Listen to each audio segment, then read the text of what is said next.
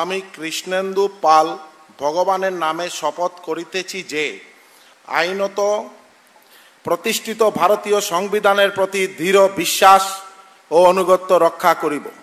আমি ভারতের সার্বভৌমত্ব ও অখণ্ডতা রক্ষা করিব।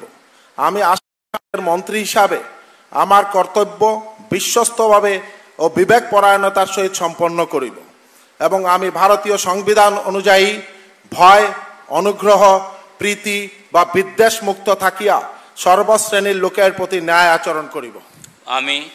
আমি কৃষ্ণেন্দু পাল ভগবানের নামে শপথ করিতেছি যে আসাম রাজ্যের মন্ত্রী হিসাবে আমার নিকট যে বিষয় বিবেচনার জন্য উপস্থাপিত করা হইবে অথবা আমার জ্ঞাতসারে আসিবে তাহা মন্ত্রীর কার্যনির্বাহের প্রয়োজন ব্যতীত প্রত্যক্ষ বা পরোক্ষভাবে কোনো ব্যক্তি বিশেষ বা ব্যক্তিবর্গের নিকট বলিব না বা প্রকাশ করিব না।